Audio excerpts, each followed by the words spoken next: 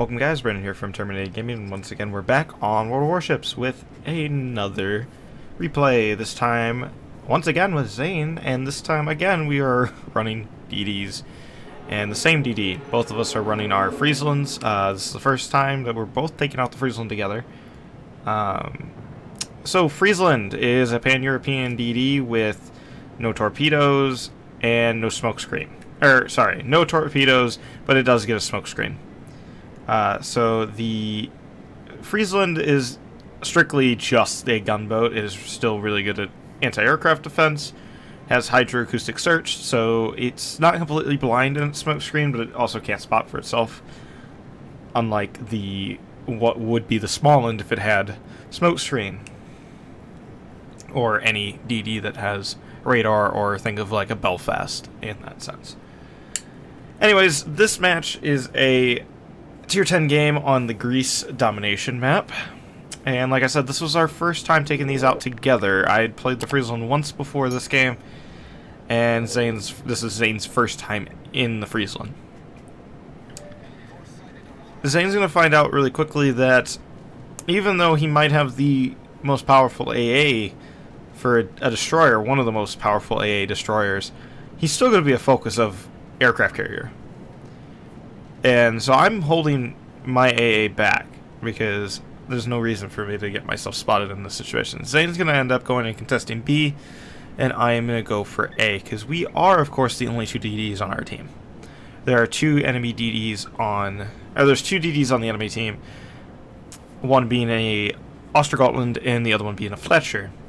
Now, at the time that I was running this, I was running the mission for Yamamoto, for Isuroku Yamamoto, for the kill two DDs and survive in one game. And I was like, well, this is probably not going to be game for that. And there's been other games where Zane and I have played both of our Frieslands together, and we're trying to get it down pat where we can actually really kick some butt in the game. So here I'm going to end up smoking up to start capping, so I'm slowing down, but making sure I get my smoke to stretch into the cap circle, so that way I can start helping Zane engage this Fletcher so we can get him out. Now the Friesland has same kind of ballistics characteristics of the Americans, so long stretching arcing shells, but granted that's kind of a DD speciality. It's not necessarily just an American thing. And just reminder that I'm not used to playing a ship like this for a while. Most of the time I've been playing a lot of battleships recently, so I have not hit a single shot on this Fletcher. And there's the first one, and now I'm actually starting to land them.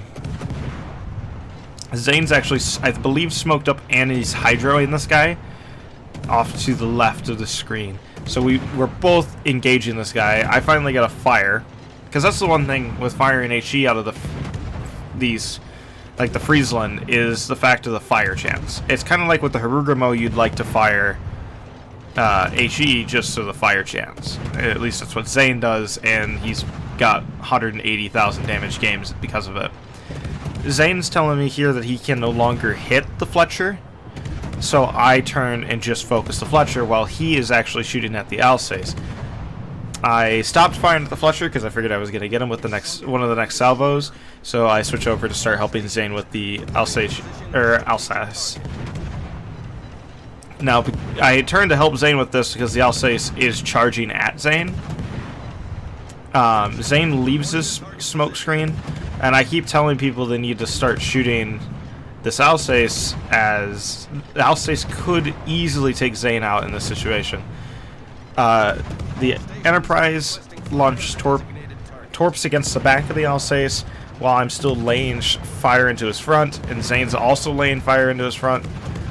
I turn on my AA to assist Zane against the enemy planes that came in, and the Ikaga gets the Alsace.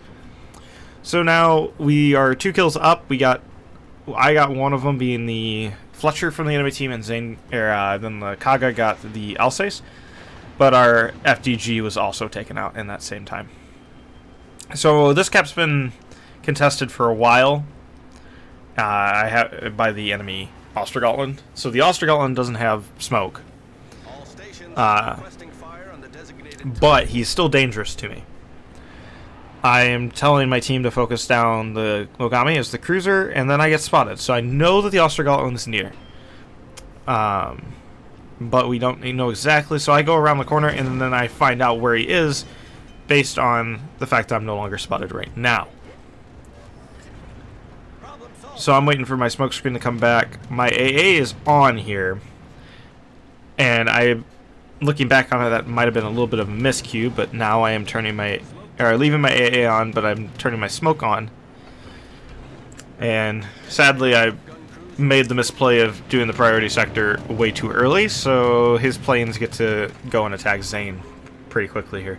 I turn on my hydro. I'm not what spots that Ostergotland, but he finally gets spotted, so I start shooting at him pretty effectually at first. I believe the Kaga is the one spotting him, which it's bold of that Kaga to actually go after the 209 Ostergotland, but it is nice to see him do that. I get a double fire on the Ostergotland, but of course he puts that out, and rightfully so. The Ostergotland goes out of my range, and I'm no longer spotted, so I start shooting at what I can next, which is this Amagi. And I kept figuring he would speed up, so I kept my shells in the same position to hope to maybe get a fire. And really, if I was firing AP here, I'd actually be doing damage. But I was hoping to get that fire, but then as soon as I get the fire, the Republic takes him out anyways. So now I'm going to switch my fire to this rune, because the cruisers is the first most dangerous thing to me. And then followed by the carrier, enemy DD's obviously up there too, but the Ostergotland's been really hurt. And then followed by battleships. You can really tell that this isn't my first and primary thing that I've ever ran as the Friesland. I'm not used to these. Granted, I say that, and my Worcester and all that are some of the first ships that I ended up getting. But I don't generally play them very much anymore, so this is kind of a challenge for me. So it's 3-2 right now. We've lost a Dmitry Donskoy and a Frederick de Grobe. They've lost an Alsace, a Fletcher, and an Amagi, so it's still a really close game, but yet we hold every single cap, and we have forced them to the back of the map. So we have a points advantage, and now we just gotta play smart. I, of course, back out of my view here to check on those torpedoes. Meanwhile, my shells are not connecting at all with the turpits, but hey, what's to be expected? You don't come here to expect top-notch gameplay, do you? But anyways, we're going to continue trying to farm. Friesland is a very good ship at farming if you're a good Friesland player, unlike me. Meanwhile, our Alaska has went down somewhere on the map. The Mogami is actually letting my fire burn, which is odd. Granted, I am assuming he must be. And there I got a second fire, I believe, now burning on that Mogami. And it's still burning. He's still letting it burn. He doesn't have any ability to put it out yet. So now I'm trying to reposition to engage again. The Mogami finally put out the fires. If you notice, there's no contention. All of the enemy team is completely at the back of the map. So it's starting to fade quickly of my usefulness here, even though I do have the range to engage most of these guys. Our Republic goes down, so now we're down 2 ships, but we are still have all the cap advantage. So the enemy team still needs to make the move, as long as our team doesn't continue to die. Because losing the Republic really did not help us here. Granted, most of the enemy team is severely damaged at this point in the battle. So now I'm trying to hunt down this Ostergotland and also spot this rune. Thankfully, the Kaga is also helping with this. So the Ostergotland gets spotted by the Kaga, and which allows me to just start laying into him. Get a fire on the first salvo, but he should put that out. Kaga gets a nice hit on him. I run aground because I'm stupid and not paying attention. In this situation, I am now going to smoke up I take out his engine with the next after he fixes, and it's a good thing I did smoke up because that Tirpitz landed some nasty HE hits. Zane's up to 31 plane kills. Spoiler alert, this is going to be his first ever AA defense expert. And this is why I run hydroacoustic, or this is why hydroacoustic search is awesome, is it allows you to spot these torps. And thankfully I have the propulsion mod in, I believe, slot 4, which allowed me to speed up and slow down there. And if you remember from the beginning of the episode, I said, the beginning of the video, I said that my mission was to kill 2 DDs and win. Or survive. I didn't even have to win, I just had to survive.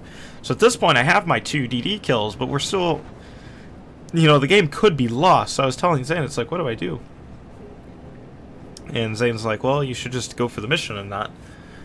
So I'm staying close in, but I'm trying to get into a position where I can shoot and be useful. But with that Mogami right there, I can't fire without being spotted. Even though the rune doesn't have direct line of sight on me. There's Zane's A defense expert. He finally got 35 plane kills. He's having a field day with that enemy CV. Which, granted, both the CVs in this game are premium CVs, so one could just maybe assume that potentially not experienced players, even though the Kaga on our team has proven to be pretty knowledgeable in some of his aspects of what he was doing. We're finally landing some hits in the Mogami, mostly ineffectual hits, and I'm still just shooting in that direction, even though he's no longer spotted. And now I'm going to try to pull into position to shoot at this rune. Rune takes a pretty big hit there, but not enough to kill him. And at this, eventually, I should have switched just to AP to do damage, but I'm still trying under that impression that I can do it with the HE without having a fully fleshed out captain on my Friesland, which I don't. This captain's only 10 points, just enough to get the concealment expert. I get spotted there for a second, and then I get spotted again. So the rune is actually the thing that's going to be continuing to target me. So I need to continue moving in a way that isn't going to get me spotted by that rune, while being able to continue doing meaningful damage to the enemy. So the scores are finally tied back up again. Zane and I are both focusing down this Tirpitz, because you can see his shells raining in there from the left of the screen. And mine are going... Yeah, it's not easy when your shells stay in the air for so long. It's kind of like I was playing the Vermont for the first time, and max range on the Vermont, and your shells are still in the air halfway through your reload. And the reload on the Vermont being fairly long. It's what this feels like with the Friesland. You have, you know, 6 volleys in the air by the time your first one's connecting. It's like an Atlanta at tier 9, which is always a fun thought experiment. Still, the enemy team is winning on kills, but what matters in this game is caps, and they don't control a single cap. So at this point, no one's spotting that Tirpitz, so I try to reverse out to spot him myself. And I hold fire for right now, and then I start firing anyways. He's not facing this way. Granted, there is a rune that could attack me, but the rune... Granted, I spotted the Tirpitz, now I've transferred spotting to somebody else, so I can do damage without being spotted now. I'm just trying to get a fire here. And then now I'm looking, because I'm wondering where this rune's at.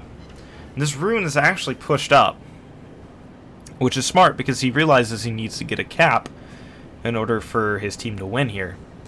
Which is not necessarily the good thing for me, because at this point I should be just trying to survive and, you know, win. The rune spots me with his hydro. So I pop up my hydro. He is going to, of course, target me. And I'm going to now start shooting at him and try to get out of his range as quick as possible. So I got a fire going on him. I'm trying to avoid as much of his damage as possible. He's out. I'm no longer spotted by him, so I pop a smoke just to be safe. I want to live. With the Turpits dead, that no longer means they're capping B, but we win right on points right at that moment. So, like I said, that was a completion for a mission for me, so Friesland, of course, being a premium ship, you're going to make a decent amount of money in it. 66,500 damage, nothing too big to write home about. Only 3 plane kills. The carrier did not care about me at all. 11 fires, 2 kills off of 228 target hits, and we had 1 base capture ourselves. Still did 5 spotting ribbons as well, so we were doing our fair share of spotting.